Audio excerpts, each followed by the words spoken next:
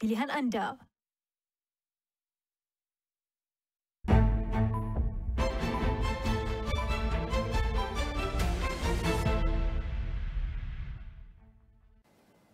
Baik, Malaysia sedang bergerak laju ke arah era kuantum, daripada kuantum teknologi, teknologi kita lihat komputer kuantum hinggalah komunikasi kuantum yang boleh mengubah keseluruhan ekosistem ekonomi dan juga keselamatan negara. Tapi sebelum kita berbincang lebih mendalam tentang mesin, algoritma, paling penting ataupun persoalan yang perlu kita teliti adalah adakah Malaysia cukup membina bakat manusia untuk menguasai teknologi ini? Sudah tentu ini adalah perkara yang perlu kita teliti kerana kita tidak mahu Malaysia sebagai pengguna tapi mampu menjadi pemain utama dalam pembangunan kuantum teknologi ini, dan kita akan berfokus kepada keperluan bakat untuk kuantum, sektor kuantum dari makmal ke universiti, ke sektor awam dan juga pertahanan. Dan bersama saya dalam talian untuk membincangkan perkara ini adalah Profesor Dr. Zurati Ahmad Zulkarnain, Profesor Rangkaian Komputer dan Keselamatan Cyber, Fakulti Sains Komputer dan Teknologi Maklumat UPM. Saya nak ucapkan terima kasih Prof kerana sudi meluangkan masa bersama kami. Kita lihat sektor kuantum, era kuantum ini semakin melonjak naik, semakin laju, semakin dinamik dan semakin kompleks, dan kita takut bimbang ramai yang tidak dapat catch up, bukan sahaja daripada segi pengguna tetapi pihak industri, universiti, makmal, pertahanan negara pun tidak dapat catch up dengan perkembangan yang sangat laju ini. Namun kalau kita lihat hari ini dunia hanya ada kira-kira 3,000 pekerja kuantum mahir. Kalau Malaysia mahu jadi pemain bukan sekadar pengguna, berapa besar sebenarnya jurang bakat kuantum kita dan apa antara risiko ekonomi yang akan kita hadapi sekiranya kita tak kejar dari sekarang? Okey, terima kasih Nina. Bila kita bercakap tentang teknologi kuantum, semua melihat ia merupakan teknologi masa depan yang boleh mengubah landscape dunia. Pada saya, komputer kuantum ini adalah sekarang. Teknologi kuantum adalah sekarang. Kenapa? Kerana dalam tempoh 5 hingga 10 tahun akan datang, teknologi kuantum ini akan mampu memberikan penyelesaian masalah yang kompleks. Apakah masalah kompleks? Contohnya seperti pengoptimaman industri, pembangunan ubat, integrasi dengan kecerdasan buatan, begitu juga dengan simulasi saintifik. Berdasarkan kepada angka yang ada, Malaysia seharusnya memberikan tumpuan yang lebih serius kerana ekonomi dunia sekarang ini adalah berasaskan ataupun telah berubah ke era quantum enabled economy. Maksudnya di sini, negara-negara besar seperti Jepun, China, US, EU dan juga UK serta Singapura, negara jiran, melabur berbilion ringgit setiap tahun dalam menghasilkan talent dan infrastruktur kuantum. Jadi seharusnya Malaysia tidak harus ketinggalan, kita harus tambah baik dan talent-talent yang ada melalui program-program, sama ada di universiti, sama ada skills, upscaling melalui kemahiran-kemahiran tertentu, namun ia memerlukan satu plan yang lebih terarah dan juga objektif supaya maksudnya adalah sangat terjamin dari aspek pembangunan talent yang diperlukan di Malaysia untuk industri kuantum nasional. Baik, ini adalah perkara penting. Seperti yang Prof katakan, ini adalah sebenarnya teknologi masa hadapan yang harus kita mula sekarang. Dan apabila cakap mengenai teknologi kuantum, bukan saja boleh bantu untuk menyelesaikan sesuatu masalah yang kompleks, tapi juga berpotensi untuk memecahkan algoritma yang sulit untuk melindungi data kerajaan, militeri dan juga institusi perbankan. Jadi, adakah Malaysia sedang membina cukup ramai pakar kriptografi, keselamatan cyber kuantum untuk elak jadi target lembu dalam 10 tahun yang akan datang? Okey, bila kita melihat kepada pakar dari aspek kriptografi, sebenarnya bila disebut komputer kuantum, ianya adalah kuantum yang sangat laju dan boleh memecah algoritma kriptografi klasik dan juga hybrid, Malah untuk memastikan macam mana kita boleh menghadapi serangan tersebut adalah memerlukan komunikasi kuantum dan juga quantum key distribution menjadikan sandaran utama terhadap keselamatan data negara, terhadap pertahanan cyber, ya. Seterusnya memberikan perlindungan infrastruktur kritikal ya, terhadap infrastruktur kritikal seperti banking, telco dan juga kerajaan. Dan ini akan memastikan privasi jangka panjang. Inilah yang seharusnya kita perlu lebih serius ya terhadap penghasilan talent dalam aspek komunikasi kuantum dan juga quantum key distribution. Dan itu adalah perkara yang sangat utama dan dinamik, dan kalau kita lihat kebanyakan syarikat, ketua pegawai eksekutif, CEO ini, mereka berasa yakin terhadap pembangunan teknologi awan, AI. Mereka melihat ini mampu dijadikan sebagai pemacu pertumbuhan. Jadi bagaimana Malaysia sendiri dapat naik level, bukan hanya melatih bakat awan, AI kepada melahirkan generasi saintis, jurutera dan pembangunan perisian kuantum, tapi yang benar-benar boleh bangunkan solusi dari Malaysia untuk dunia. Kalau kita lihat ya, kekurangan pakar kuantum ini berlaku di peringkat global ya. Sebabnya bidang kuantum ini sangatlah niche dan juga sangat terhad ya. Di mana kalau kita lihat jumlah pakarnya sangat kecil dan dalam masa yang sama permintaan industri dan kerajaannya sangat tinggi.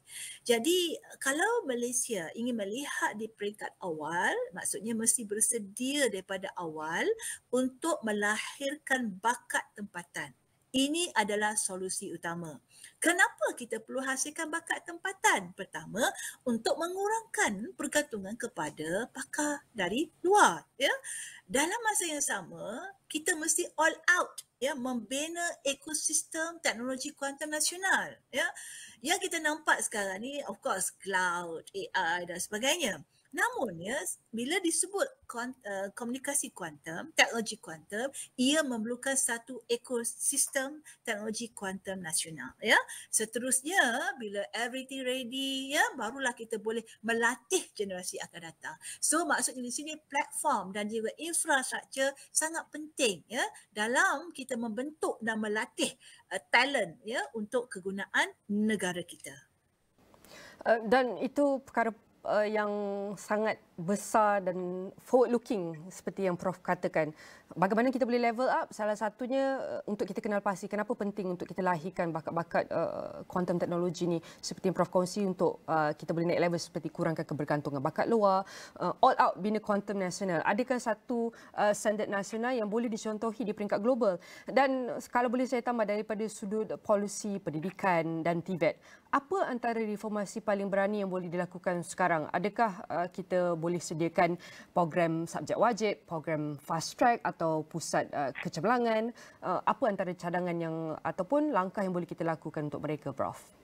Okey, saya nampak di sini ya, kebanyakan universiti boleh menawarkan kursus-kursus komputer kuantum, boleh tawarkan kursus-kursus komunikasi kuantum, sama ada melalui program-program bachelor ataupun masters ya, dan juga melalui program micro credential untuk mereka-mereka yang bekerja dan sebagainya, ataupun mereka yang bukan dalam bidang, so mereka perlu ada prasyarat tertentu ya untuk mereka specialize dalam bidang teknologi kuantum.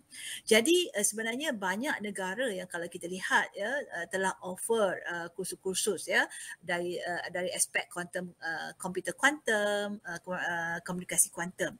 Jadi di Malaysia pun saya nampak boleh direction tu boleh menjadi sebegitu, di mana universiti dengan pakar-pakar yang ada boleh menawarkan kursus-kursus wajib ya dan juga kursus-kursus melalui micro credential. Banyak negara yang termasuk Malaysia sepatutnya kini kita telah pun ada ya sebelum ni, iaitu Quantum Technology Roadmap ya. Cuma macam mana kita nak tambah baik mengikut keperluan semasa ya. Dan kalau kita lihat ada tak ruang untuk kita membina quantum testbed ya. Bila ada quantum testbed dalam masa yang sama kita boleh create dedicated quantum communication, ya. Jadi ini memerlukan kolaborasi di antara industri dengan universiti, ya.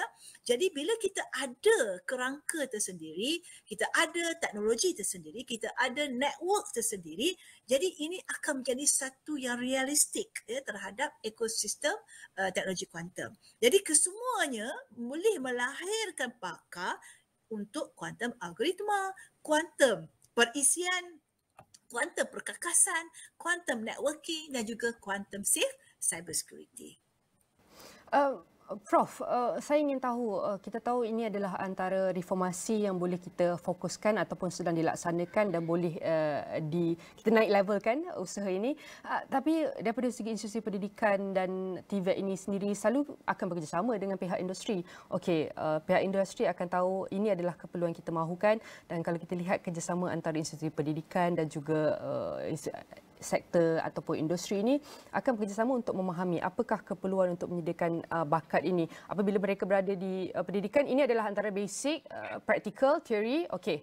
Dan bila kita masuk industri, kita lihat mungkin banyak pembangunan ataupun teknologi itu berkembang dan terpaksa tukar, dan apabila tukar kita harus tukar asas itu sekali.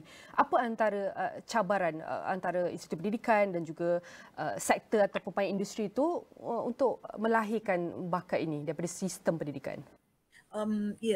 Saya nampaklah perlu ada kolaborasi, sebab kalau institusi pendidikan lebih kepada untuk penghasilan talent-talent dari aspek ilmunya, ya, kefahamannya, manakala industri lebih menghasilkan kepada talent yang boleh straight away menggunakan teknologi untuk keperluan negara.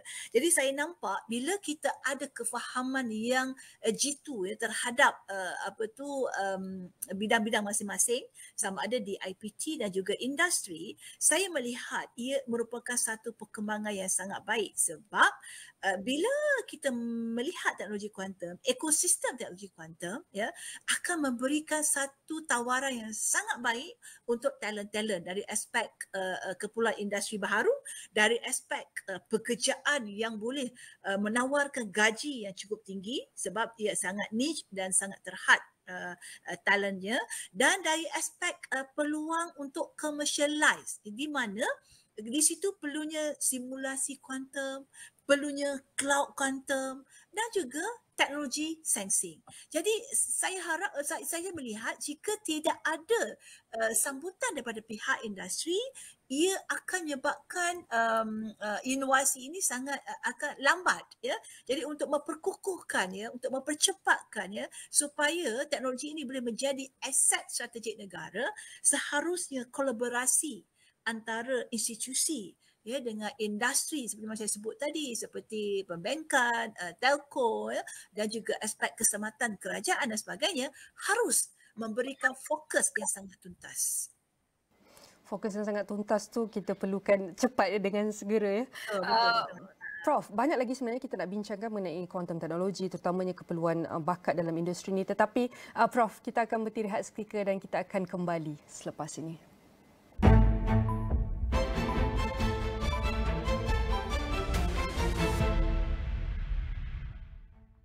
Herbal Essences melembutkan dan menyelatkan semula rambut anda dengan 100% pati tumbuhan sebenar seperti minyak argan dan aloe. Menutrisi secara mendalam untuk rambut lembut dan berkilat semula. Bebas daripada paraben, parafin dan pewarna. Herbal Essences. Kini anda boleh stream hiburan tanpa henti dan Netflix hits dengan Astro One. Mungkin ini permulaan yang terbaik untuk aku fikir dulu. Kau tak payah nak berlakon lah. Get it together.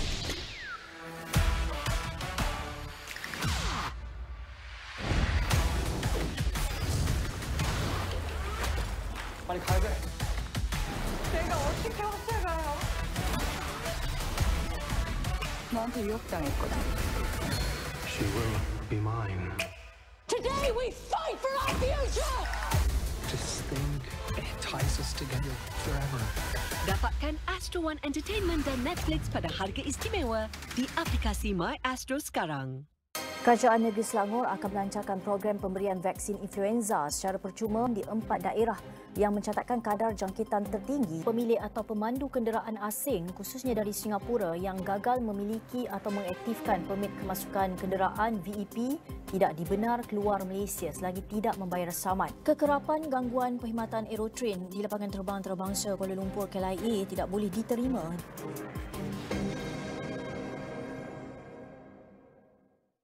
Racism in Malaysia is not just a social issue, it is deeply entrenched in our institutions and our policy making. How come every other time there is something that is triggering? Whenever there is a heavy vehicle collision or a fatality involving heavy vehicles, public frustration often zeroes in on the driver, the lorry driver. I mean, that's the easiest. Typical pajak business model.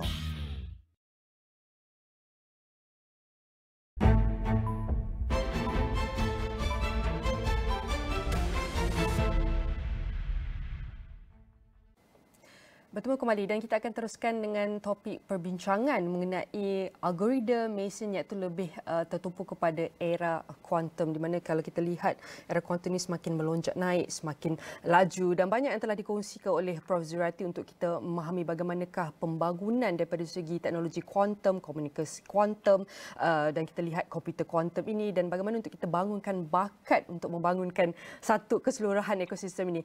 Tidak mudah, banyak perkara ataupun aspek yang perlu kita teliti daripada institusi pendidikan, daripada kerjasama industri. Tapi kali ini kita nak lihat kerjasama di peringkat dasar polisi dan peringkat kementerian. Mungkin ada yang melihat untuk kita menyediakan asas teknologi kuantum komunikasi ini kita perlu mula daripada bawah, Prof. Kita hanya fokus kepada Kementerian Pendidikan, tidak beri fokus kepada kementerian lain. Tapi bantu kami faham, apabila bercakap teknologi AI ni, kita tahu bukan sahaja satu kementerian pengajian tinggi ataupun kementerian pendidikan sahaja, dan kita memerlukan kementerian-kementerian lain untuk bekerjasama bersama dengan kementerian ini untuk membangunkan satu polisi yang lebih cekap dan lebih, kalau kita lihat, dapat mengangkat industri teknologi kuantum itu sendiri. Apa satu bentuk kerjasama ataupun kalau kita lihat satu langkah yang boleh dilakukan bersama daripada segi membentuk satu polisi yang lebih utuh dan lebih kukuh?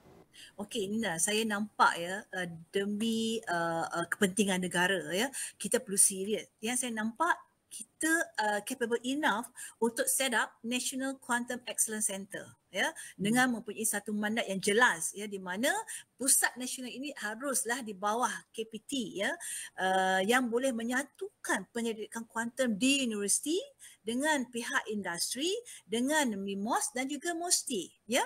Jadi justru daripada itu, dengan keseriusan kita ini ya untuk memiliki quantum testbed, so apakah keterangkuman terhadap quantum testbed itu? Memerlukan penghasilan satu bentuk simulator, cloud quantum access dan juga network testbed ya.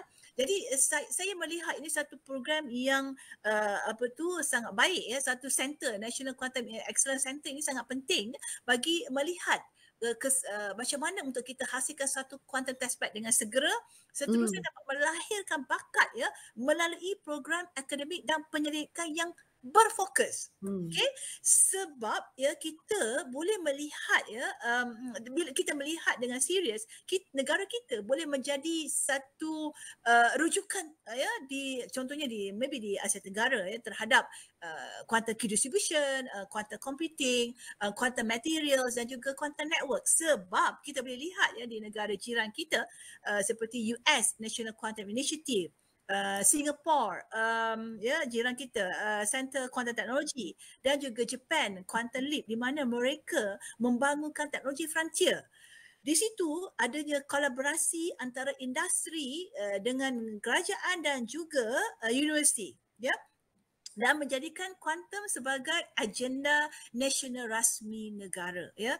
So, kalau kita nak melihat dari aspek untuk kolaborasi ya, contohnya dengan lebih serius dengan menawarkan beasiswa nasional ataupun program fast track talent untuk teknologi kuantum. So kalau kita nak fast, nak cepat kan, ini dalam bentuk beasiswa khusus kuantum teknologi Malaysia, ya. Sama ada contohnya kita panggil kuantum teknologi Malaysia Scholarship, ya, untuk graduan-graduan sarjana dan juga PhD, ya. Sebab mereka sudah mempunyai asas semasa program bachelor. Tinggalnya kita nak hasilkan talent yang very niche dari aspek masters dan juga PhD.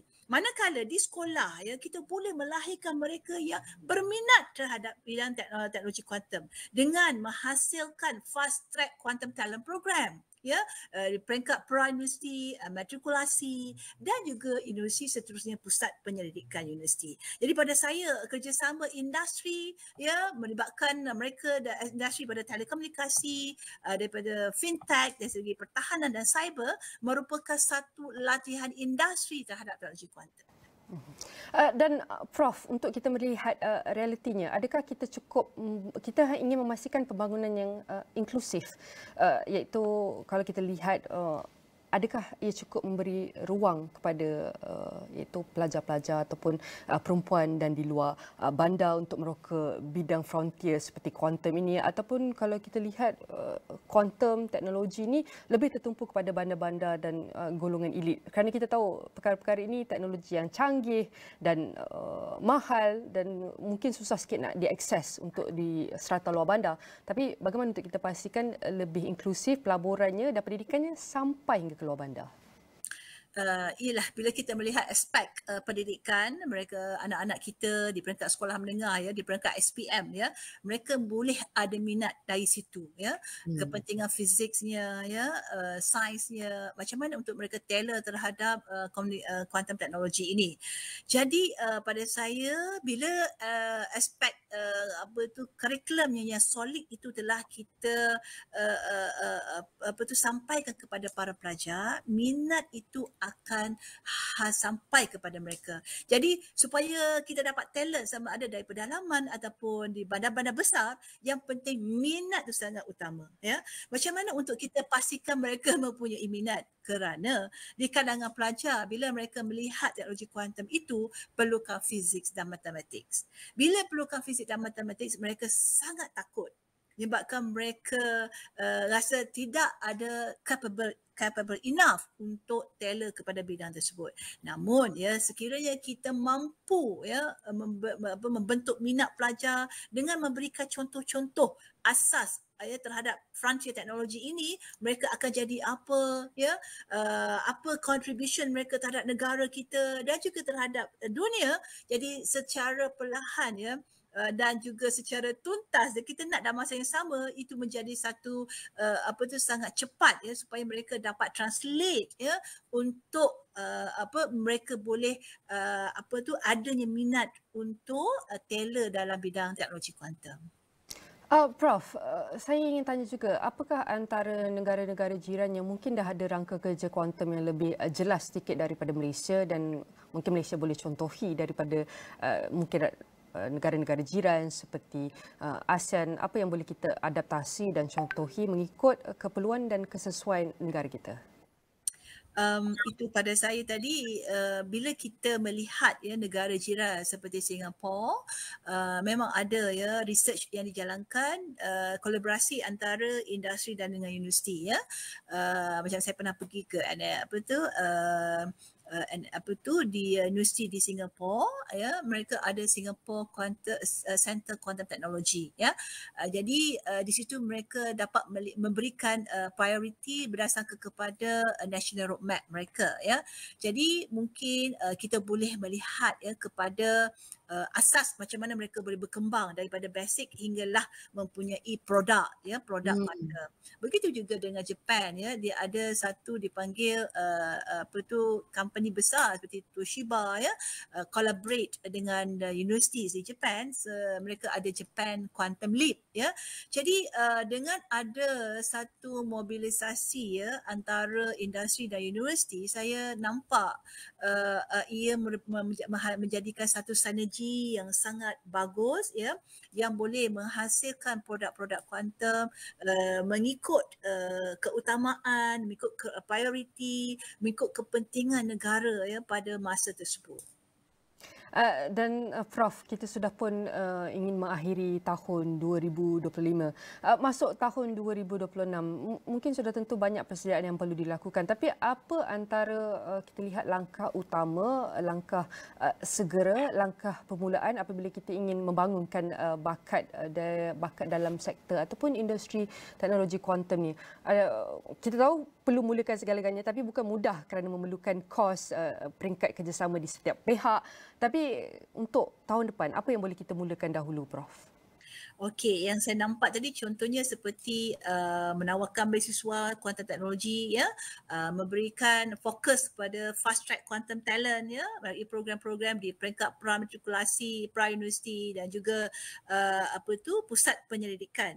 Mungkin dalam masa yang sama kita boleh melihat, ya, sinergi kolaborasi serantau dari aspek penyelidikan, ya, macam mana untuk kita mempunyai satu standard, ya, menghasilkan satu standard, contohnya standardization of quantum key distribution, ya, and then dari segi quantum networks, ya, sebab bila ada suatu platform, ya, dan juga networks, memang perlunya ada satu standardization. Jadi untuk menghasilkan satu standardization ini perlunya ada satu platform kolaborasi. So kita boleh melihat dari aspek kita di ASEAN, mungkin Malaysia boleh set up ASEAN Quantum Hub di Malaysia, ya, untuk pembangunan bakat, seterusnya penyediaan, ya, cloud quantum, dan juga dalam masa yang sama boleh teruskan dalam aspek simposium tahunan quantum ASEAN contohnya, ya.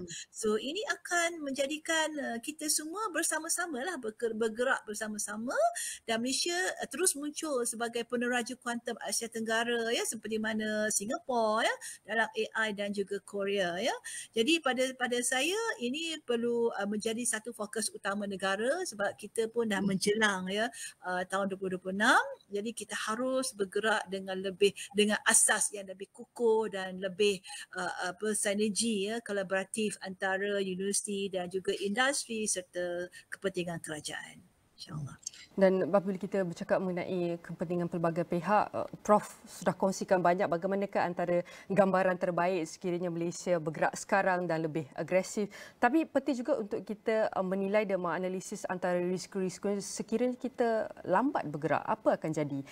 Jika Malaysia lambat bergerak, mungkin Prof boleh kongsikan apa antara senario yang paling realistik akan berlaku kepada talent dan juga keselamatan negara sekiranya kita lihat banyak negara lain sudah mempunyai keupayaan penuh dalam kuantum ini. Itulah kalau aspek teknologi, bila kita tidak berada pada tahap yang sepatutnya, kita akan jadi pengguna. Ya, jadi bila kita tak ada talent, kita tak ada expert, tak ada pakar, so kita akan jadi pengguna yang pasif. Right? Jadi dari segi aspek keselamatan pula itu boleh, ya, menyebabkan gangguan terhadap kedaulatan data contohnya, ya. Jadi that's why dalam masa yang sama, ya, kita mesti memikirkan bahawa kita nak negara kita selamat, data rakyat kita selamat, ya, dari segi privacy dan sebagainya.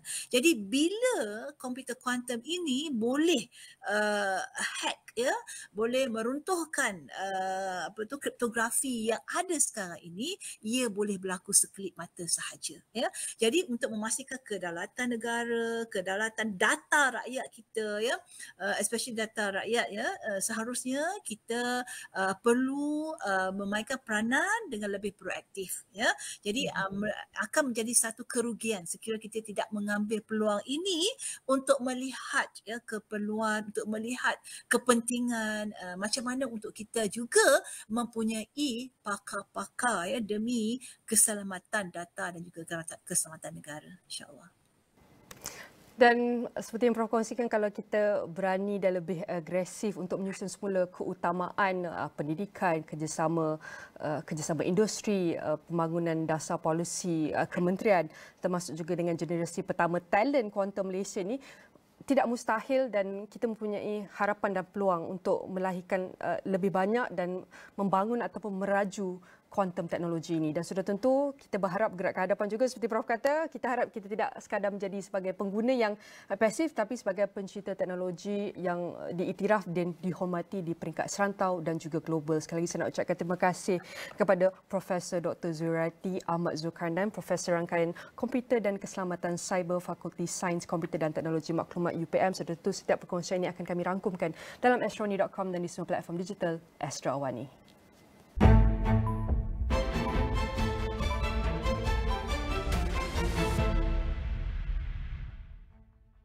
Ada yang perdebatan bahawa GST perlu dikembalikan semula kerana ada yang mempertikaikan bahawa SST itu tidak efektif. Isu buruh kanak-kanak bukan sahaja dalam bentuk fizikal tetapi juga bentuk moden yang lebih licik dan juga terselindung. Kita tengok buruh kanak-kanak dan ada juga buruh paksa kanak-kanak. Kumpulan FB dikenali sebagai grup budak-budak sekolah rendah yang didakwa menyebarkan gambar remaja perempuan tidak senonoh telah pun ditutup.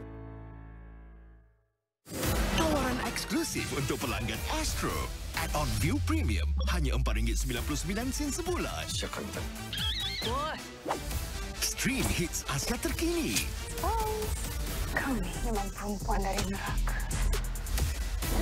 Dan rancangan view kegemaran anda sepanjang hari dengan Astro. Awak nak masuk dalam hati saya. Semua ini hanya RM4.99 sebulan. Add-on View Premium melalui My Astro app.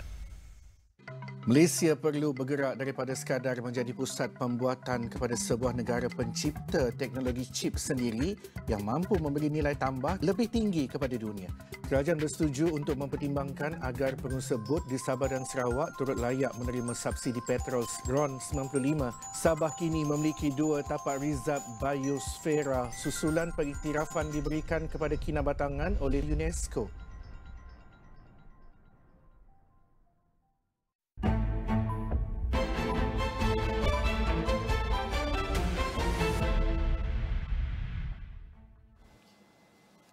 Malaysia might be feeling the cost of living squeeze, but on mortgages, Malaysians are quietly winning big. A new 6-country comparison shows Malaysians can save more than 200,000 over the lifetime of a typical home loan, making Malaysia the region's most borrower-friendly mortgage market.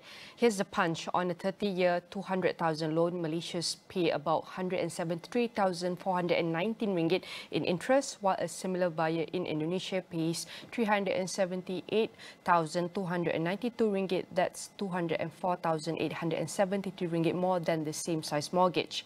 And definitely, we have our expert here on the line to help us understand on the property market, especially for Malaysian market, is UIIQI co-founder and Group Chief Executive Officer Kashif Ansari. I want to say thank you very much, Kashif, for joining me. Definitely at end of year, we want to take a look at all aspects of economies and we take a look at real estate in Malaysia. And your report says Malaysians can save up to RM204,000 over the lifetime of a mortgage compared to other ASEAN buyers.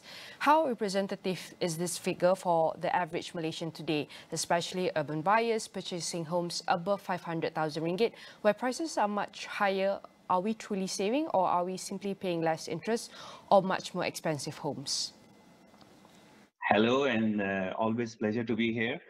I think that's something really interesting, and the good part is Malaysia needs to understand how like blessed they are when we compare to the market, what good opportunity they have when it comes to investment and real estate investment. So what we have done is basically taking an average out, like if you are buying a house of 200,000 and take the mortgage, how beneficial for Malaysian to buy a house. Like the other thing to do this exercise was to, there are a lot of misconception in the market where they say, like, especially the first time home buyer, do I go for the mortgage? Is the interest rate high or low? But what we are trying to tell over here, the market is the most attractive at the moment, and this is something really attractive. So another thing, like by comparison, and this is something really interesting when you play with the data and the numbers. Imagine in Indonesia, you pay 1.9 ringgit in interest over 30 years for every 1 ringgit of the home. So basically, you're paying 3 home for that.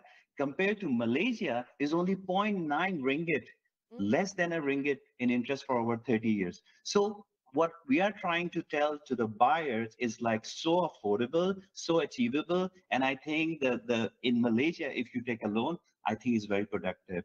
So whatever you'll pay less in Malaysia compared to and this, we want to encourage the first home buyer. Go for it. I think you're so blessed. I think this is a good time. Definitely looking at this data statistics, the number, probably more buyers, more confidence to purchase house mortgage in Malaysia. And Malaysia may be borrower friendly in terms of interest rates, but household debt to GDP is already above 80%. Does this suggest Malaysians are financially advantaged, or does it mean we are becoming more comfortable carrying long-term debt because borrowing feels cheap? Interesting. And then, like when the 80% comes up, everybody blows up and get worried. I think the most developed nation, this is quite normal. And I think this shows that, like it's being the mature market. What Malaysia, especially Bank Negara, is focused on is debt service ratio, which called DSR. I think this is something we need to understand. That means that they don't limit total debt, but they don't try to make sure, try to make sure that the borrower can afford it. And I think this is something was one of the reasons, like if you look into the mortgage in Malaysia, there is most people successfully repay their loan. That is something really good. So we don't have to worry, and then the market and the banks are also looking into that. Secondly, like always remember, this is something another interesting. Household asset is 2.1 times higher than the total debt. So what does mean that every dollar that household owe to the bank, they have asset worth more than $2. So it's quite secure. So, like when we look at the mortgage, whether 80% debt, definitely there is a huge asset sitting on it. And that's how the Malaysia we feel, like there is nothing to worry about. And I think it's quite strong situation. And also the comparison is based on a 30-year 200,000 ringgit loan, but many Malaysians now take 35 until 40-year tenures or refinance multiple times. When we factor in longer loans durations and repeated refinancings, are borrowers generally saving money or just spreading repayments over a longer period? It's a good question. So if you look at the ASEAN now, Thailand had come up with even the 50% mortgage time. But answer to your question, and for journal, all the public, when you go, the best way to pay less interest is to pay your loan off early, not to take additional loan or to refinance, to take equity out of the property. Some people have the risk tolerance and they repeatedly refinance and take capital out. That's their choice. Longer loan terms, refinancing mainly improve the cash flow. And that's the reason, the longer I have to pay less installment, but technically you're paying higher interest. So what we discussed about 0.9, the earlier, that how you benefit. So if you take a loan on the house, you just make sure that you pay off and don't increase that. So then it's something feasible for you when you invest in the property or the real estate. Even longer tenure refinancing, it's a good making home financing here, but I think people, they definitely benefit from that. And also, you attribute Malaysia's mortgage advantage to strong governance, EPF and liquidity and transparent pricing. How resilient is this advantage if EPF withdrawals rise, banks tighten lending, or global financial conditions worsen? Is Malaysia's borrower-friendly position structural or heavily dependent on the current policy conditions? Help us understand on this. EPF is structurally great advantage for Malaysia. Amazing numbers. So what we have seen, the track record, it means Malaysian economy is doing good. And the kind of structure EPF has given to the Malaysian economy and the structure is, so obviously we all want economic growth to continue at a rapid pace. The advantage of having strong governance is that when the economy slows and the system continue to work well. And I think we have seen in 2008, global financial crisis, the Malaysian real estate market, we don't have those kind of situation what we have seen in West. This shows the Malaysian infrastructure or the structure when it comes to financing and borrowing, the banking, is quite strong, which gives a really strong signal. EPF, one more thing, Bank Negara has clearly mentioned that they have enough assets to withdraw. So where when they allow people to take withdrawal, I think it's okay. It's definitely supposed that.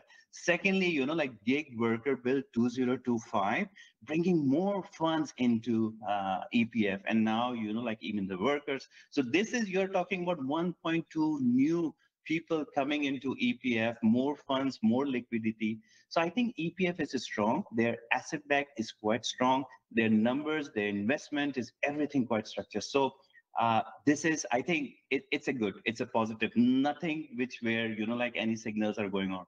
Good sign. All right. We're also going to take a look on the incentive or also the policy, which also involves stamp duty exemptions and incentive for first-time buyers extended until 2027. Is there a risk that these incentives are already being priced into higher property values, and once they expire, demand weakens and buyers are left less protected than they appear today? What's your thought on this? I don't think seller have the pricing power to force buyer to pay their stamp duty, saving in the higher purchase price. That would only possible in the market with shortage of listing, where you have seen people are bidding to get the property, those kind of situation. If one seller wants to pay more for their property because of the stamp duty exemption, as a buyer, you can just purchase somewhere else. So when the stamp duty exemption expires, buyer will have to pay those duties. That's why it's such an effective policy, because it saves buyer money. I think it's a good thing. All right. We want to take a look at the low borrowing also that costs help everyone, including investors. Do Malaysia's favorable mortgage condition risk crowding out genuine first-time buyers by encouraging speculative demand? And should policymakers consider stricter differentiations between owner-occupiers and investors? I think there's enough supply in the market for everyone. And don't forget, the investor typically have to meet tougher conditions, rather than the first-time buyer. Investor usually have to have a bigger down payment. Currently, you have seen 40% down payment, 60% LTV. So, and like all those incentives, what the government have giving to the first time, like they don't even qualify or not even do which support for the. I think the policies Malaysia has set up and the kind of real estate is quite protective, and there is no sign, no room for speculators to come in. That's the reason the Malaysia real estate market has performed quite good, and it's a mature market. That's what we are seeing. The growth is, is stable. We are not seeing what happened in Dubai or Hong Kong, where the price shoot up so high.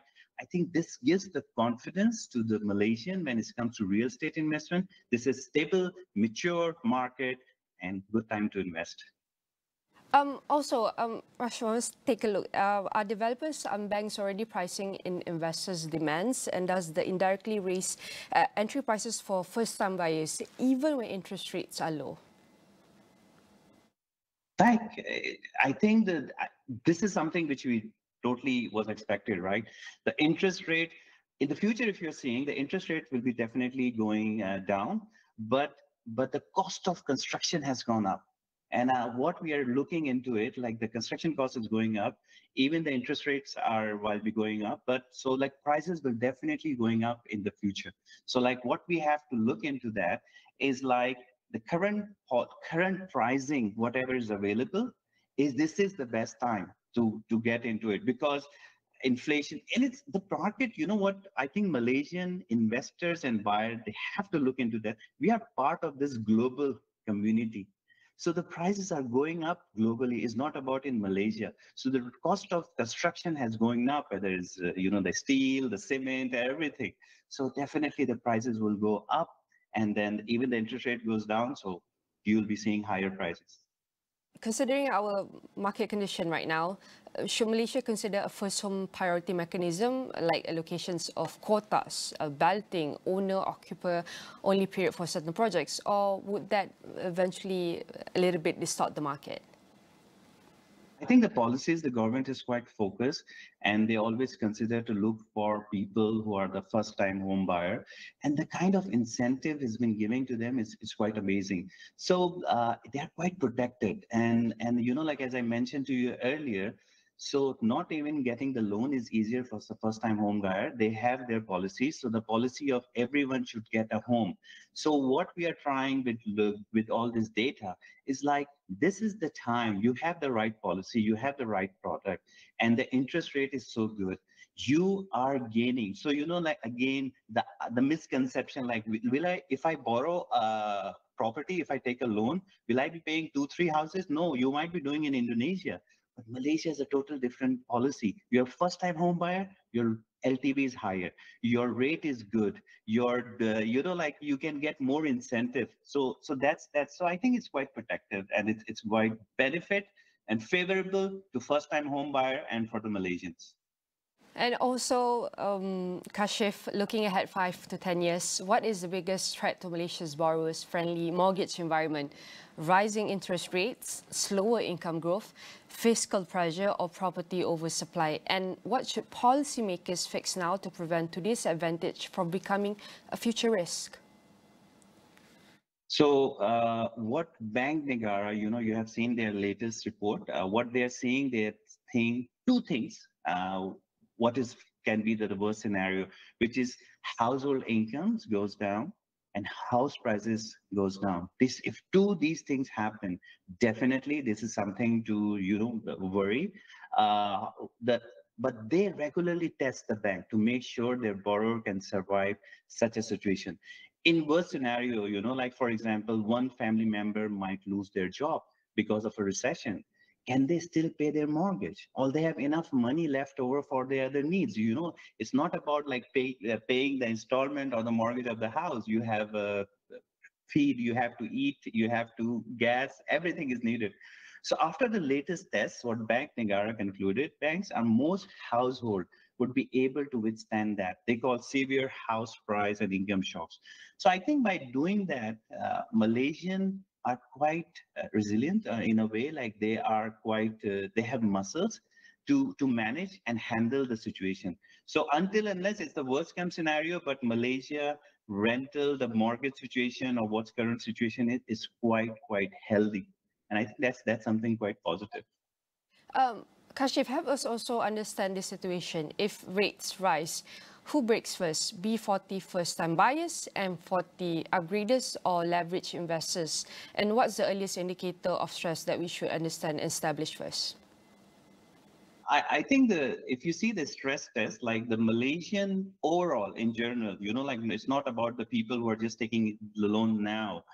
I think they are sitting on a good asset. So they're trying to understand, like, you know, like what we discussed earlier, the Malaysians have capability of paying their loan back. We don't have that much of bad debt when it comes to property. They have the ratio of 2.1, so their assets are higher. So interest rate, like 5 to 6 years, I think going forward, we are seeing the interest rate definitely is going down. They're not going up. So when the interest rates are going down, this is the time where they refinance or something, which definitely it helps them. But current situation, quite healthy. I don't see there'll be any shock. Interest rates are definitely going down, but it won't be that much of a concern when it comes to real estate. But what we are encouraging over here, and then the message by doing all this data and the research, is like those people who have not even the first time home buyer and then keep on thinking like, I don't have the money. Is it the right time to do it? I think this is the time where you go out and look for your mortgage and go for buy a property. What we are seeing in the region, and again, you know, like how our whole this report was, the ASEAN, Indonesia, Vietnam, Thailand, Philippines, it's much higher. So you being part of the global family, things are going in that direction. Maybe in 10 years time, we will be discussing, you know, like it's unaffordable. The new people can't afford the property. The property price will go up, the interest rate will go higher. But this is the time where everything helps buyer to get into the real estate market. So I think that's why it's quite helpful. And you also mentioned that it's very important to take a look at the data and statistics to understand the market currently, the market conditions, and the direction of the growth. And also, you also mentioned one of the biggest aspects that we also focus is income growth. But in another situation, if the income growth is slow, is the bigger problems loan affordability, or is it's going to be the house price to income ratios? And which should policy target first? I think the house prices is still very affordable and quite decent. I don't want to use the word cheaper. I'd say affordable. The Malaysian real estate market, the house price is much affordable, much healthy. So there's a room to grow. We are not seeing anywhere the house prices will go down, because like what we discussed earlier, the speculators are always out from Malaysian real estate market, which helps Malaysia real estate market very mature and strong and stable. So any kind of shocks happen, 2008, what happened? 8% down compared to the other countries where 35 to 50% the property price has jumped down, right? Fall down. So what we are seeing in for Malaysia real estate market, definitely we won't see any much kind of shocks. Secondly, what everyone needs to understand, go to your neighbors and look where they are. Their purchasing power is same like Malaysia, but the prices are 50-60% higher than Malaysia. So what we are seeing, whatever is available for 200,000, 300,000 or 500,000, I think 500,000 is still much affordable and better compared to, because of the policies the government has set up. They don't bring a speculator in, which helps all the Malaysian investors, buyer, homeowner to be protected. I think these things work for sure. All right, that is very comprehensive sharing for us to understand deeply on how the market property sector works, on policy, incentive, and understanding more on the markets from various of aspects. Maybe I want to add last one, Kashif, on oversupply. Is it the total number of units or the mismatch, wrong location, wrong price buy, wrong type? What is the biggest mismatch right now? What we have seen from 2024 to last year, the oversupply is going down, which shows again the market is getting more mature. We don't have any kind of that much of oversupply situation currently in Malaysia. The other interesting part, what we are seeing now, the adaptability of the people. People they totally understand. It's a human nature, they were not ready when the prices comes up, and they thought maybe there'll be some kind of a correction, or maybe we hold, and whatever being launched, because try to understand, if a developer has launched with a certain price, or if I am a buyer and if I want to sell, I have a certain kind of price which I want to liquidate or sell, but I was not getting that. That's where it happens. Now the situation is quite different. All the properties, majority of them, you have seen those who have invested and their cash flow was when they borrow the rentals has gone higher. So the rental going higher, everyone is now who wants to liquidate that because of the rental, their installment, the mortgage payment has been taken care. Not only taking care, they're getting extra money out of it. So, the more rentals are going up, and I think to conclude, something I want to really say, the Malaysian economy has done amazing. The new jobs has been created. The new jobs when it comes to, whether it's data center, tech realty, AI, these are the things we are bringing high income people, whether it's Malaysian, whether they're foreigners. So it all boils down to, the investor on the real estate side. So this is something also helps the real estate investors. And then, they are not worried about, they're going more into buying properties. And I think we are clearing the stock, what have been there earlier. All right, definitely. I want to say thank you very much to Kashif Ansari for helping us understand the bottom line that Malaysia is still a borrower-friendly mortgage market, and that's a big national advantage, not just a personal win. And Malaysia save up to 204,000 ringgit, and this advantage must do the right job. Help real families build financial independence, keep the housing market stable and predictable, and make the path to first ownership easier, including the spot like the full stamp duty exemptions for first owner. And then we know that Malaysian because its cheap borrowing starts rewarding leverage and speculation more than ownership, then what is now a strength could become tomorrow risk. Again, I would say thank you very much to Juwai IQI co-founder and Group Chief Executive Officer Kashif Ansari. Definitely all of our discussion here will be featured in AstroAwani.com and across all social media platforms.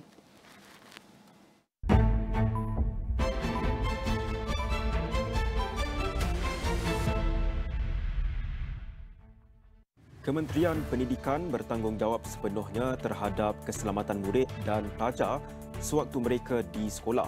Malaysia dan Korea Selatan terus memperkukuh kerjasama dalam bidang teknologi hijau dan kecerdasan buatan AI menerusi pelaburan dua syarikat utama Republik itu. SPRM akan meneliti dan menjalankan siasatan sekiranya dapat unsur rasuah dalam pelaksanaan projek aerotrain di KLIA yang dilaporkan sering mengalami gangguan perkhidmatan.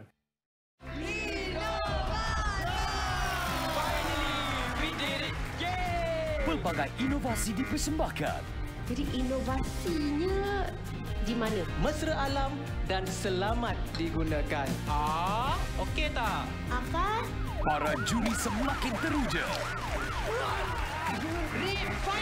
So I think good job for all of them. Inovator setiap Sabtu 9 malam eksklusif di Astro dan Astro Go. Tariffs on imports of products from China reaching up to 145%. Tariffs on the rest of the world are sitting at 10%, with the potential for reciprocal tariffs to be reimposed within 90 days. Kunjungan rasmi Presiden China ke Malaysia ini menunjukkan komitmen kedua-dua negara untuk meningkatkan hubungan diplomatik ke tahap yang lebih strategik.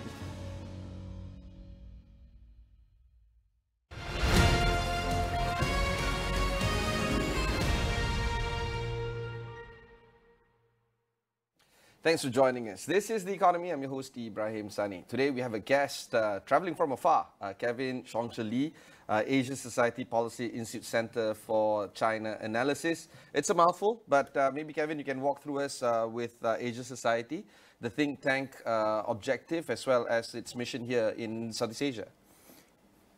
Very happy to be on the show, Ibrahim. Asia Society has been around since 1956.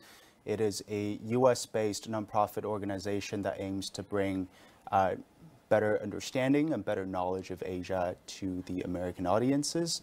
The Policy Institute works on a variety of different relevant policy issues at the intersection of Asia, and the Center for China Analysis aims to bring a sort of inside-out perspective to articulating what is happening in China. It's great to be on the show with you today.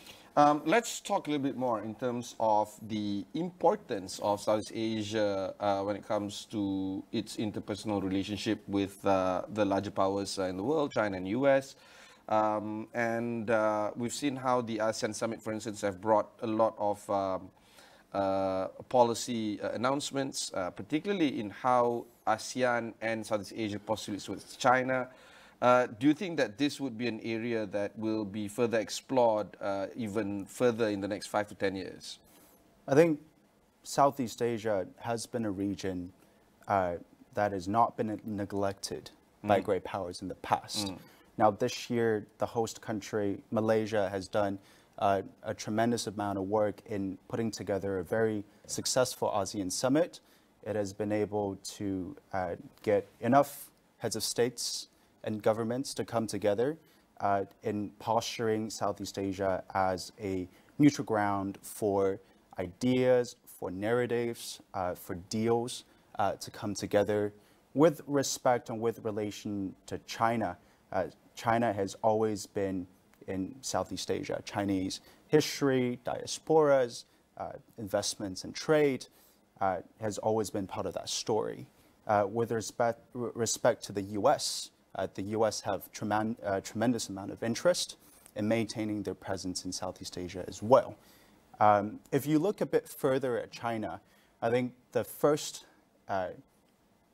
issue to take notice is the China-ASEAN economic relationship. That integration, let's just take trade for example. This year, for the first 9 months, China and ASEAN has already achieved over $780 billion of trade. And that figure is expected to surpass $1 trillion by the end of this year. That figure is the combined of US-China and EU-China trade altogether and more. So that speaks volume to the amount of integration that's occurring across Chinese and ASEAN traders. This year, we also saw the China-ASEAN Free Trade Area 3.0 being signed into effect during the KL ASEAN Summit in October. And so with that, I think you recognize the elephant in the room, and happy to dive more into this as we get to it. Because one would argue that because of the historical mapping that ASEAN has had with China over the past few centuries and over the past few decades, the economic structure of many of ASEAN countries so integratedly, intrinsically mapped towards the Chinese ecosystem, one would argue that it is an economic inevitability. But because of the notion that we've seen how the US and the West in general are now postulating towards trying to make some overtures and deepening the economic ties here in Southeast Asia, in Malaysia, for instance, through, say, for instance, President Trump's presence here during the ASEAN Summit a few months ago. One would argue then that the position of ASEAN being a third power dilemma is now put at the crossroads. Do you feel that the level of the middle power dilemma that we're looking at for ASEAN is now going to be tested even further, and some nations, at least within ASEAN, or the constituents within ASEAN, now has to perhaps depart from that middle power notion and start to take sides in order for them to get better deals from their trading partners and elsewhere? I think it's a great inflection point to look at the history of to what degree has non-alignment worked out for various ASEAN powers, but to take stock of geopolitical realism today and realize that on certain issues, countries have a better aligned incentives with China, for example, to deepen trade, yet on the other side, perhaps to maintain the optionality of engaging American investors. What we're also seeing in the region as well is the rise of interest to engage other relevant stakeholders around the world, including the opportunities to pursue free trade agreements with countries like India, with Australia, with Brazil, with the European Union. And what I think that creates is simply more optionality. And with optionality, you don't find a country locked into a degree of asymmetrical dependency or exposure to vulnerabilities by relying too specifically on one or more countries where you source the majority of your supplies from. And I think what we're seeing there is across different sectors of the economy, nations being able to examine whether there are sector-specific partnerships that they can build. Some would also call it strategic pluralism. For example, working with China, particularly in the area of clean energy, right? So we are seeing an interest of EV cells, of localized EV manufacturing, of investments into battery ecosystems in Indonesia. And there it's undoubtedly that China has both the financing but also the technological upper hand in driving that push. But in other aspects such as semiconductors, which I understand Malaysia has been pushing a lot, there, of course, you would see a lot of interest in partnering with, for example, U.S. counterparts. So on different issues, you're starting to see countries sort of actively shaping their negotiation strategies, and instead that's a departure from sort of the passive ambiguity that is, one can say maybe categorized their approach for the past couple of decades. There's this business strategy where it's commonly known by policymakers as China plus one. where businesses and companies and even governments diversify manufacturing and supply chain by adding operations outside of China, by adding China being one of the major ones, if not the major one, but have another one to diversify risk. Do you think that this is a myth, where there's a China plus one myth, so to speak, where in practice meaningfully reducing risk for ASEAN or for Malaysia, for instance, or is it simply just redistributing dependence across just a few familiar nodes, so to speak? So China plus one started during the first Trump administration. It has continued during the Biden administration, and it is practically what's on every European or American multinational company's mind when it comes to better navigating the operational risk of only having a presence in China.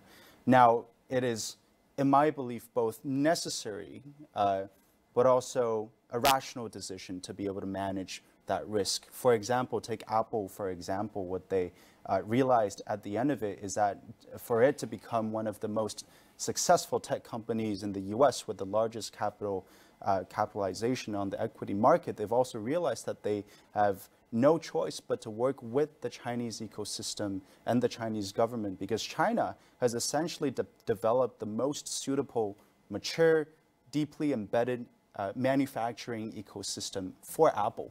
Now they have dense supply networks within China. They have a skilled workforce that's been developed, a hungry workforce, as well as a world-class logistics and infrastructures to support that. So countries in Southeast Asia or in South Asia are, I think, necessary in providing that alternative to multinationals, but also at the same time, it is not fully economic to be entirely isolated or to depart from China, because China still provide the capital equipment, they provide the machineries, even as companies come to Malaysia or Indonesia to have maybe 15 or 20% of that supply chain being here.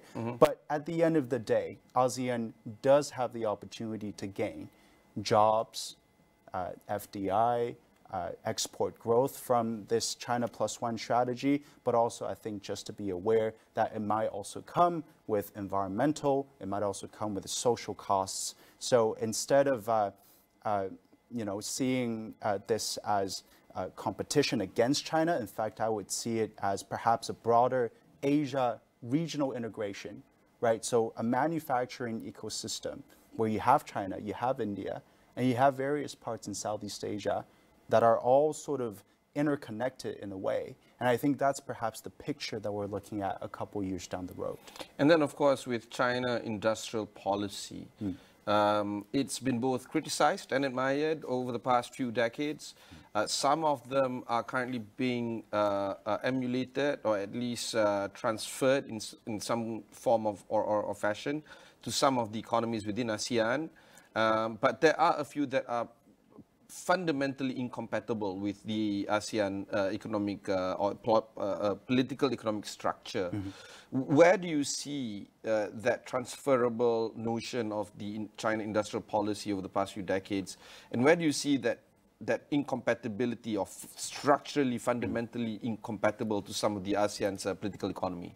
I think there are certainly things that other countries can learn and benefit from China's approach to industrial policy. I think one is naturally that amount of state playing that constructive and positive role in coordinating between industry, banks, and government support in order to drive down the cost of production, in order to provide the scale or the infrastructure that can lead to scaling of manufacturing.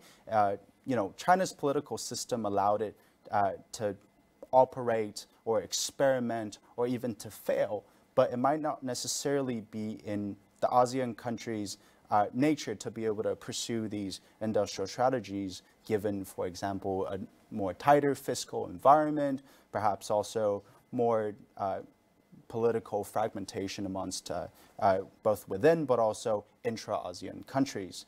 But I think what ASEAN policymakers or industries can consider is be selective and disciplined with regards to what you're looking to build. What are the industries where you have that natural advantage? For example, for Indonesia, because of their endowment in critical minerals, they have the possibility of building out a clean energy supply chain in Indonesia. For Malaysia, is that question with regards to data centers? Is that question with regards to semiconductors? Is that with electric vehicles, right? And to be able to also consider intra-ASEAN trade and to specialize in areas where one could do better. But given the history of ASEAN's openness towards FDI, its openness towards ability to integrate into multiple regional value chains, of that sort of non-aligned principle with regards to great powers or middle powers from other regions. I personally believe the ASEAN have the capability to tap into industrial policies that work very well, but I think the key there is that coordination between state as well as the banks and the industries to formulate a strategy that works for your specific country. Let's move into industry specific. Let's start off with climate transition and clean energy. We've seen a few markets in ASEAN that are taking very aggressive steps in terms of embracing clean energy. Say, for instance, in Indonesia, they're looking at nickel management as being produced at their domestic end and not just export the raw minerals out. In Malaysia, the carbon capture and utility storage bill has just been passed by the parliament, and further developments are needed there. In Thailand, for instance, EV manufacturing is now moving into battery as well. While I would argue that many of these markets are actually complementing each other, there is also that element of reliance towards China being the producer of, say, for instance, rare earth, where 95% of the production comes from there. Do you feel that there is an opportunity for ASEAN to go deep into clean energy, or do you think that this is just creating yet another level of interdependence with the Chinese economy? Let's talk about rare earth in a second, but let's just take a look at clean energy. Now, China has been successful in driving down the cost of clean energy for the world. From a climate perspective, that creates a product where the global south can buy into. Now, clean energy products such as EVs and batteries and solar panels are also constructive or conducive in addressing some of the issues that Southeast Asia countries or cities are facing, including air pollution, including urban health, including climate resilience, as we most recently are aware of the multiple landslides and the flooding that had occurred across Southeast Asia in a couple of different countries. Now, you've noted that Southeast Asia policymakers and industries are already attracting Chinese FDI into the region by localizing some of the manufacturing of electric vehicles, batteries, and whatnot in Malaysia, in Thailand, in Indonesia. Now, these investments are intended, I think, to allow the creation of jobs. They're also leveraging to some degree local resources. But the key here is not to get countries in Southeast Asia stuck in a position where they're only doing the final assembly, right? You want to be able to think about leveraging that entry point to build out a further couple nodes alongside the value chain. For example, to move downstream into services or more upstream into components and engineering. You also want to think about how do you use that FDI as a platform to encourage some degree of knowledge or technology transfer, right? So then you're also upskilling your workers. And how do you tap into that innovation? If China's the only country that's at the forefront of clean energy innovation, how do you form a partnership with a country that's driving that forward?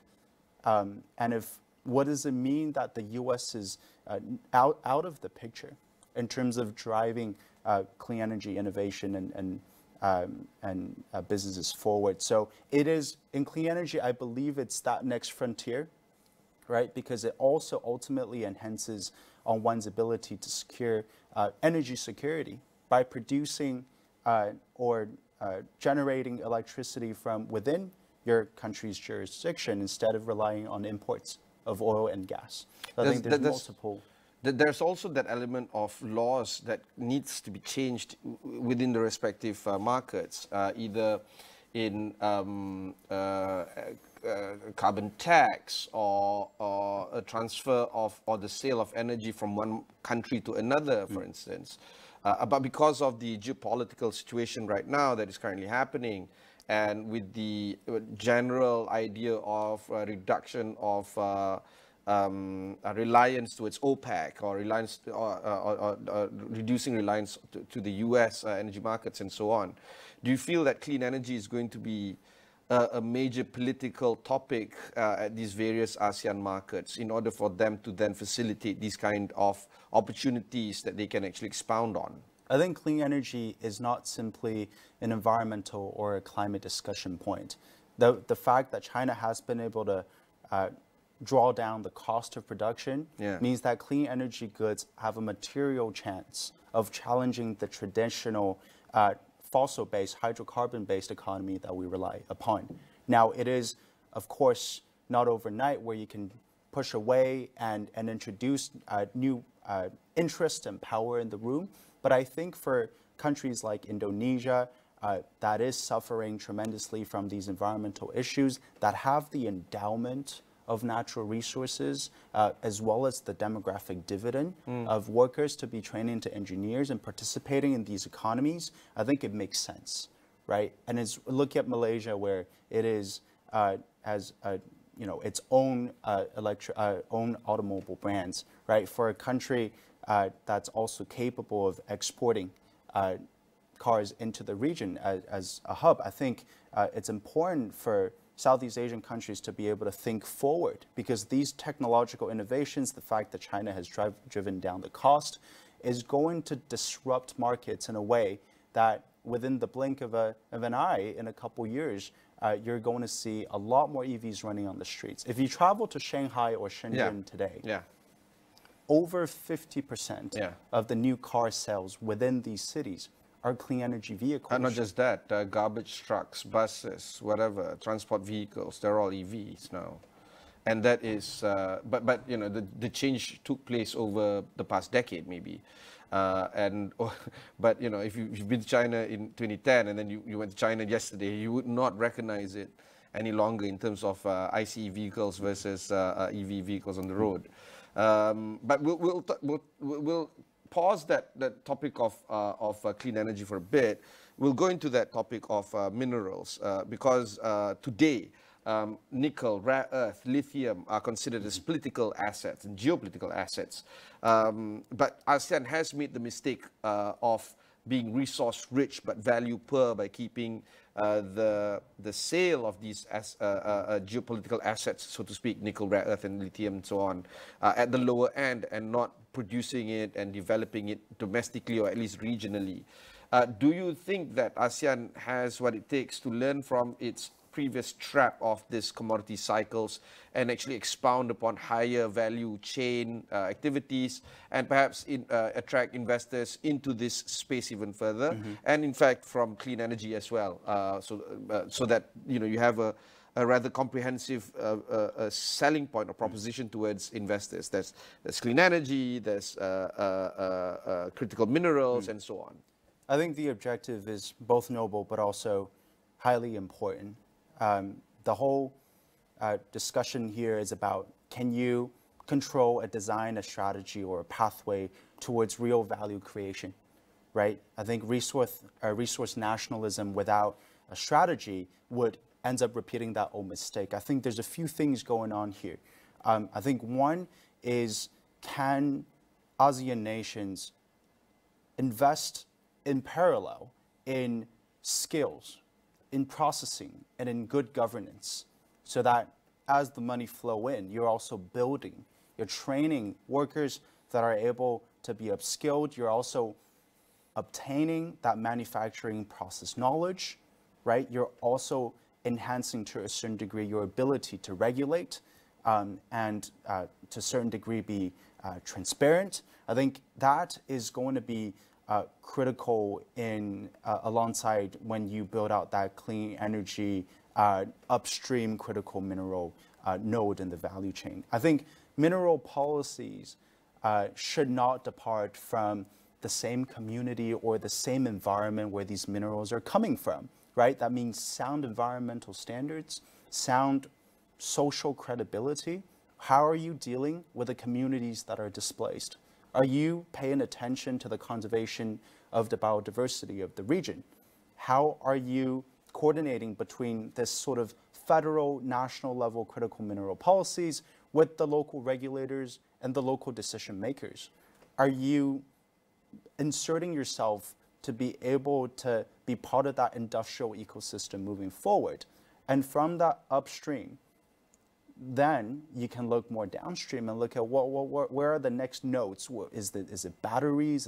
Is it electric vehicles? How do you link these together? But I think to start, it requires degrees of good governance. And I think good governance with investments, that triangulation between industry, investments, and education is really important. And skills transferability as well, that's the key part here. Absolutely.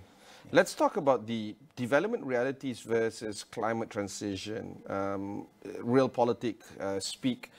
Many of these ASEAN emerging economies are starving of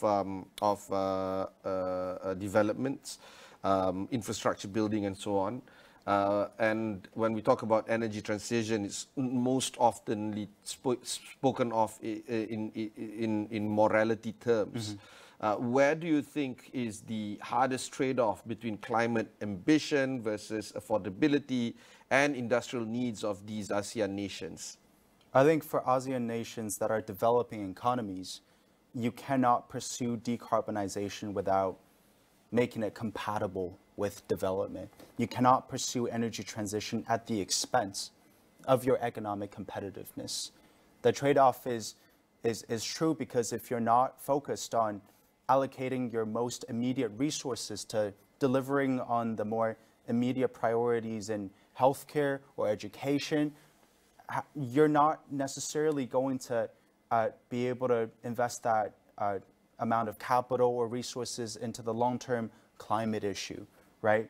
I think for ASEAN, climate policy must be able to connect with the delivery of jobs, right? It must be able to connect with the development reality of the regions. So take climate disasters, for example. Take the flooding that has just occurred. You know, I think in Aceh, where thousands have died. In Aceh, in Malaysia, in Thailand, in Sri Lanka, and these all happen over, weeks. You know, I think it's so easy to forget that if you invest $1 in there today in preventing the future possibility of a climate catastrophe, you actually save more dollars on that one investment today. Right? It has to go back to taking care of the communities that you come from. In climate adaptation, I think climate adaptation, it's so important for Southeast Asian economies because folks in communities, if you can be able to invest resources in training them to be better guardians of their own safety, of being better able to prevent or foresee or be able to better manage disasters through workshops or trainings, that's investing in the future. You cannot be shutting off a coal-fired power plant if you don't have the alternative to be able to generate electricity. So I think the contradiction there is difficult because Southeast Asia alone does not necessarily have the resources to pursue energy transition on its own.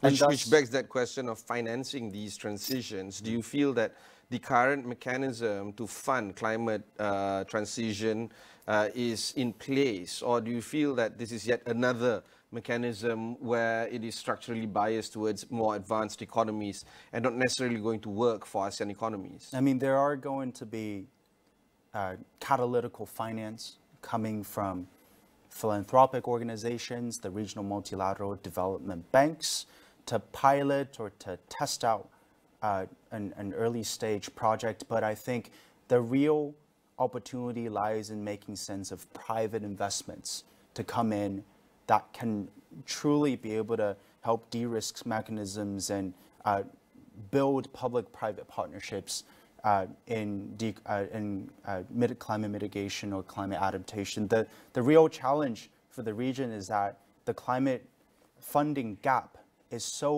large that simply governments or investors from philanthropies or multilateral development banks are simply not enough.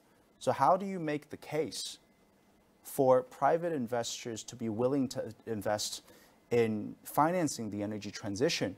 How do you get the attention of Western financiers?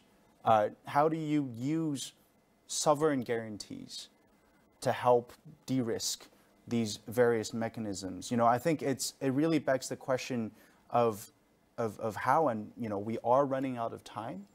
But besides funding climate mitigation, how do you fund climate adaptation? Like, how do you have the funds to build sponge cities, right? Of course, governments can pursue strategies to build out sponge cities, but can you make it investable? Can you make that? Can you put that on the desk of a private equity investor and say, how do you generate a return off of it? I think that's the key question to consider. It's now 2026, the decade ahead. Where do you see the single biggest mistake ASEAN could make in managing its economic relationship with China? And what do you think ASEAN economies need to do to get that right in terms of avoiding this single biggest mistake? I think any country should not get into the false hope that by default you're going to be secure or protected from the geopolitics that are happening in the world. I think for ASEAN nations, there are sort of two things that you can do. One is to understand that, yes, you have so many priorities, but how do you prioritize? What are the most important issues? One, I would say, is keeping peace at home and building that cohesion, right? I mean, 2025 has been, on paper, a good year for Southeast Asia, but if you look just a bit further, you realize that climate resilience, you realize domestic policy, Thailand, Cambodia. Yeah, the little conflict, the nuances, cohesion, right? So how? But on paper, it looks all good.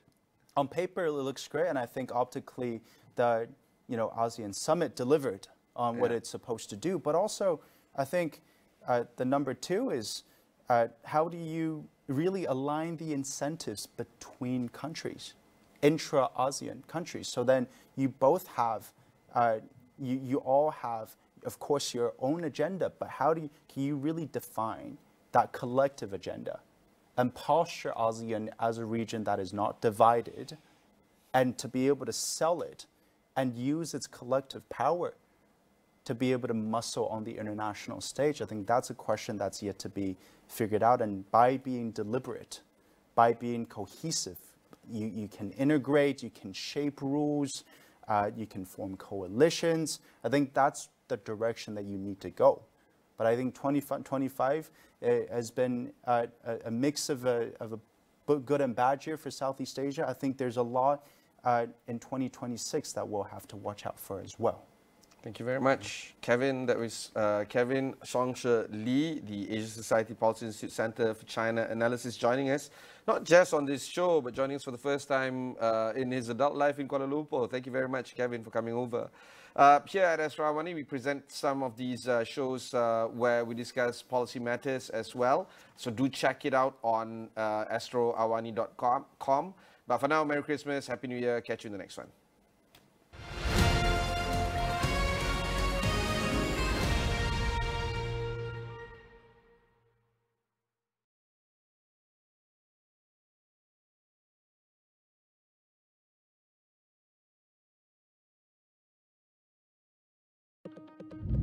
Asia tumpuan utama dunia. Dengan ekonomi yang semakin rancak, pembangunan lestari dan tenaga boleh diperbaharui, apakah pula impak kecerdasan buatan AI dalam perkembangan teknologi dan masa depan pekerjaan?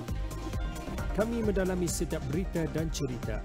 Saksikan diskusi, dialog dan laporan khas di Agenda AWANI Asia bersama koresponden khas kami setiap Sabtu 9 malam di semua platform Astro AWANI.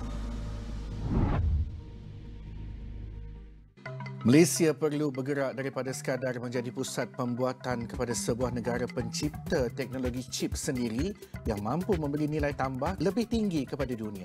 Kerajaan bersetuju untuk mempertimbangkan agar pengusaha bot di Sabah dan Sarawak turut layak menerima subsidi petrol RON 95. Sabah kini memiliki 2 tapak rizab biosfera susulan pengiktirafan diberikan kepada kinabatangan oleh UNESCO.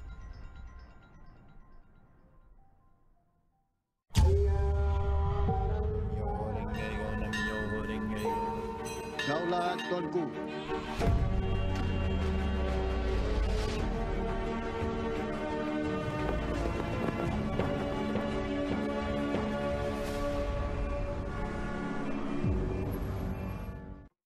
Dibawakan oleh penaja utama jelajah jiwa SME, Unify Business, rakan digital pilihan anda. Buli di sekolah. Isu ini bukan perkara baru. Buli tertakluk kepada perbuatan agresif secara fizikal. Apa sebenarnya jerebu punca utama yang menyumbang kepada masalah ini serta kesannya kepada kesihatan kita? Mereka akan mengalami iritasi-iritasi kepada mata. Selain itu, iritasi kepada saluran pernafasan.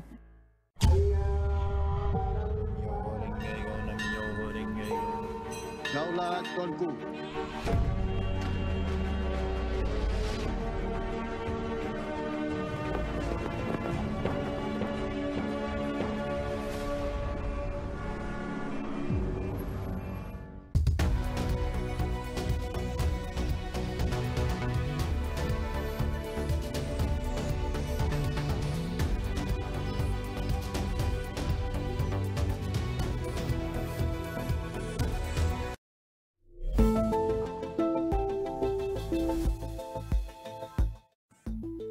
Assalamualaikum dan salam sejahtera. Agenda AWANI malam ini berikan tumpuan sekali lagi kepada apa yang berlaku di Asia Barat, khususnya yang berlaku di Palestin dan juga di Gaza berkenaan dengan fasa kedua Pelan Gaza yang ketika ini berlaku dan berlangsung dengan sangat perlahan, walaupun pada awalnya itu diwawarkan oleh Presiden Amerika Syarikat Donald Trump bahawa Board of Peace akan dibentuk di kalangan pemimpin-pemimpin dunia ramai, dan ini merupakan organisasi mungkin yang terpaling hangat dalam sejarah kemanusiaan dunia.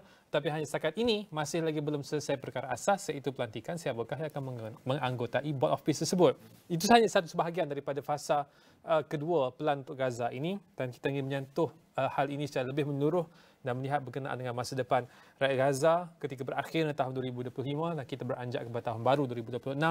Adakah keamanan dan juga kemanusiaan di Palestin dapat kita kembalikan dengan sebaik mungkin dengan usaha-usaha yang sedang digerakkan ketika ini. Dan untuk waktu ini, kita bersama dengan dua orang tetamu, Megat Aiman Hakim, Megat Sharifuddin, Eksekutif Advokasi dan Pendidikan MyCare. Dan kita juga bersama dengan Cikgu Muhammad Azmi Abdul Hamid, Presiden Majlis Perundingan Pertubuhan Islam Malaysia. MAPIM, terima kasih kedua-duanya.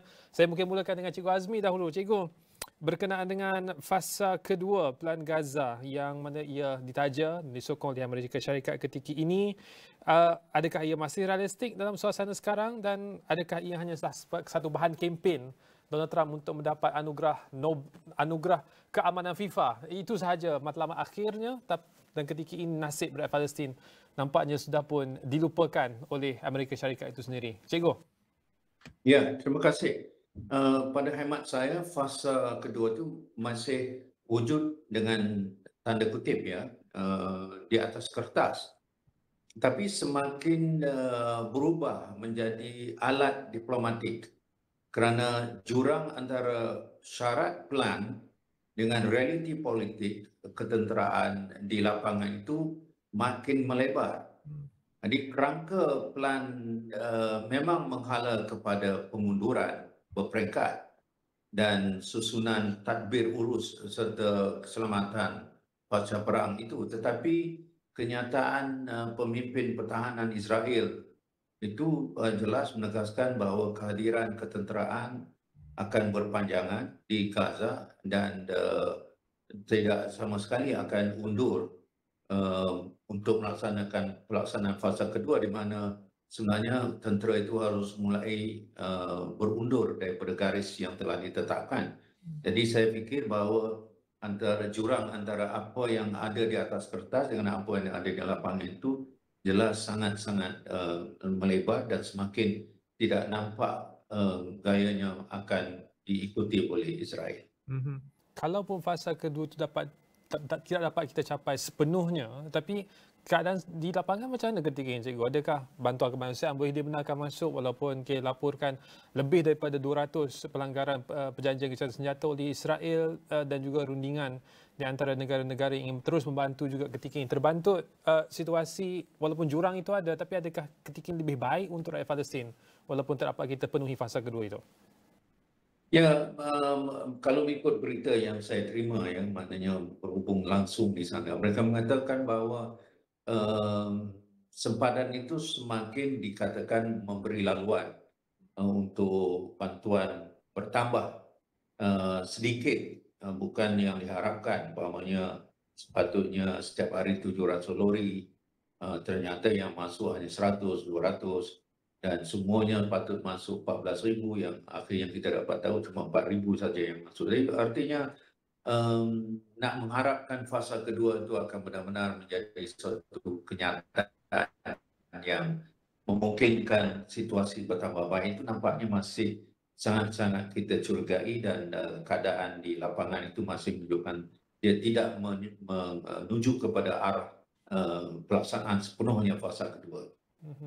Bengkak Aiman, bagaimana? Apakah respon di waktu ini untuk melihat dan memahami situasi di lapangan? Dan menarik sebab sebelum kita bersiaran tadi, Bengkak Aiman ada sentuh berkenaan dengan psiki masyarakat Yahudi itu sendiri terhadap apa yang sedang berlaku di Gaza dan kesan langsung kepada kehidupan mereka. Mungkin itu antara hal-hal yang mungkin boleh kita sentuh di waktu ini.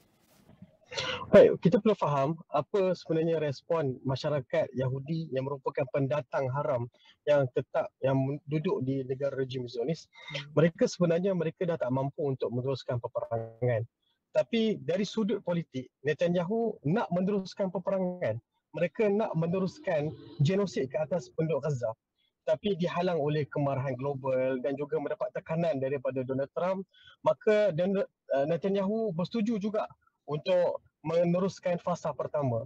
Dan kita perlu faham, fasa pertama ini bukan sekadar fasa pertama. Rejim Zionis walaupun dia menghentikan peperangan, tapi dia untung 3 perkara. Yang pertama, selesai masalah tebusan yang sama hidup ataupun yang telah mati. Tebusan dapat dikembalikan. Jadi tidak ada lagi tekanan-tekanan daripada rakyat berkaitan dengan tebusan penduduk Yahudi yang berada dalam Gaza. Itu yang pertama. Yang kedua adalah Netanyahu dapat framekan, dia dapat gambarkan kepada dunia bahawa dia telah berjaya untuk melumpuhkan Hamas. Dia telah berjaya untuk mengalahkan pejuang-pejuang yang berada dekat Gaza. Yang ketiga adalah dapat meredakan kemarahan global. Jadi atas 3 faktor ini, akhirnya dia bersetuju untuk meneruskan fasa pertama gencatan senjata. Tetapi untuk masuk ke fasa kedua, gencatan senjata ini adalah totally different story. Cerita nombor 2. Netanyahu dia kena berundur daripada garisan kuning. Bermakna Netanyahu akan kehilangan teritori. Netanyahu terpaksa membiarkan orang Gaza mendapat kawasan baru, manakala pejuang-pejuang Hamas sebagai contohnya, mereka dapat kembalikan kawasan yang mereka telah dirampas oleh tentera rejim Zionis. Itu adalah satu keuntungan, kemenangan buat Hamas dan juga kekalahan buat Netanyahu. Tambah pula tahun depan merupakan tahun yang akan masuknya pilihan raya. Jadi perkara ini akan memburukkan